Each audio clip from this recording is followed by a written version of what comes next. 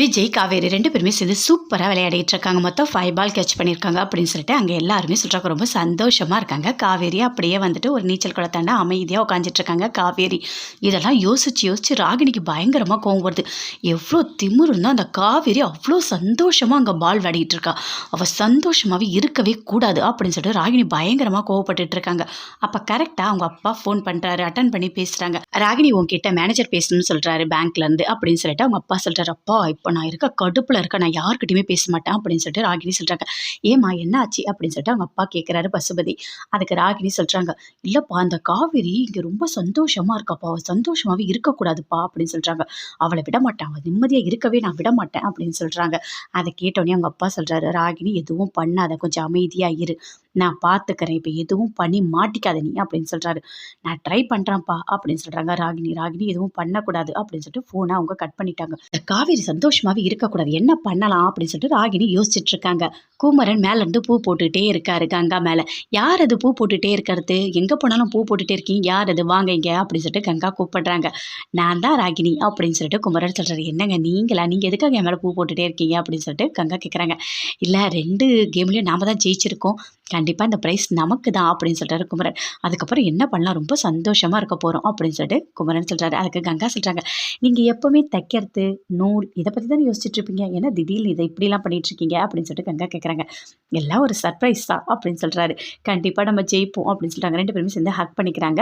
அவங்க சொல்றாங்க, நீ கண்டிப்பா ஜெயிப்பீங்க அப்படின்னு சொல்லிட்டு குமரனுக்கு சொல்றாங்க. கங்கா ரொம்ப சந்தோஷப்படுறாரு. ஐயோ என்னை கட்டி பிடிச்சிட்டா அப்படின்னு சொல்லிட்டு ரொம்ப சந்தோஷமா டான்ஸ்லாம் ஆடுறாரு. அங்கேருந்து கங்கா அம்மா ஃபோன் பண்ணுறாங்கன்னு சொல்லிட்டு போயிட்டாங்க.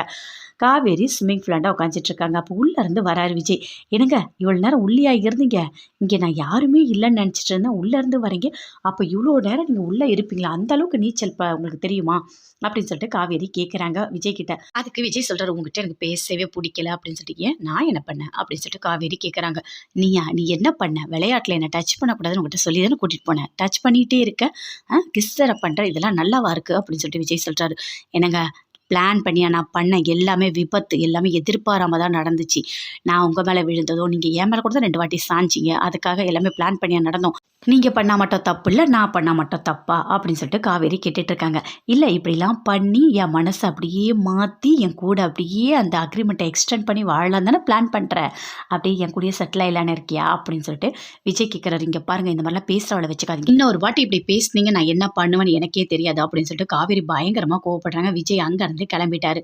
ராகினி அப்படியே பின்னாடியே நின்றுட்டு இருக்காங்க. ஓ நீங்க தனியா தான் இருக்கியா, இது உள்ள 9 அடி ஆழம், உனக்கு தெரியாதுல்ல, உன்னை பிடிச்சி தள்ளிவிட்டா கண்டிப்பா நீ வந்து நீச்சல் அடிக்க மாட்டேன், கொடைக்கானலில் கூட உனக்கு நீச்சல் பழகவே இல்லைன்னு எனக்கு தெரியும் அப்படின்னு சொல்லிட்டு ராகினி யோசிச்சுட்டு இருக்காங்க. எப்படியாவது பிடிச்சி தள்ளி விட்டலாமா அப்படின்னு சொல்லிட்டு. அப்போ ஐயோ சுற்றி கேமரா இருக்கே, கண்டுபிடிச்சிடுவாங்களே, இப்போ என்ன பண்ணுறது அப்படின்னு சொல்லிட்டு ராகினி யோசிச்சுட்டு நின்றுட்டு இருக்காங்க.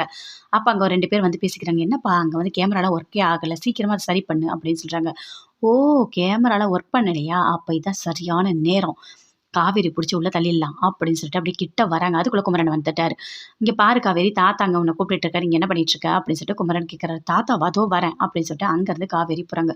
ஐயோ எஸ்கேப் ஆயிட்டாலே, இவ கொலை பண்ணவே முடியலையே, இவ கண்டிப்பா மாட்டுவா இன்னொரு வாட்டி அப்படின்னு சொல்லிட்டு ராகினி பயங்கர கோவமா உள்ள போறாங்க.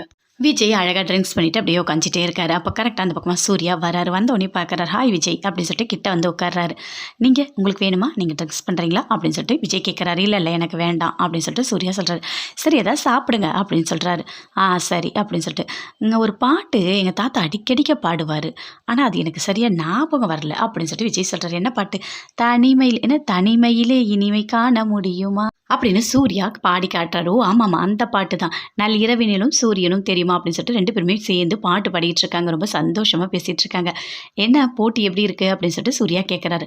அதை விடுங்க, ஐயோ கடவுளே எனக்கே கடுப்பாக இருக்குது, எரிச்சலாக இருக்குது, எனக்கு இதெல்லாம் கலந்துக்கவே பிடிக்கல, ஆனால் இல்லை எங்கள் தாத்தாவால் வந்தது தான், எங்கள் தாத்தாக்காக தான் நான் இவ்வளோ பொறுமையாக இருக்கேன், இல்லைனா நான் இதெல்லாம் பண்ணவே மாட்டேன் அப்படின்னு சொல்லிட்டு விஜய் சொல்கிறாரு.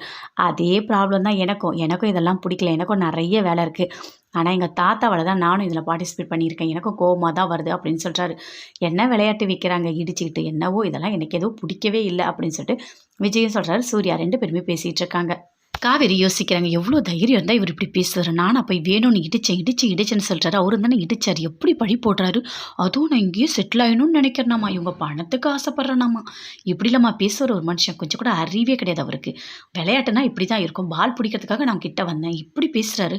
மனச கஷ்டப்படுத்துறாரு இவரு. ரொம்ப பேசுறாரு ஆனா. அப்படின்னு சொல்லிட்டு விஜய பத்தி பயங்கரமா கவலைப்பட்டுட்டு இருக்காங்க காவேரி.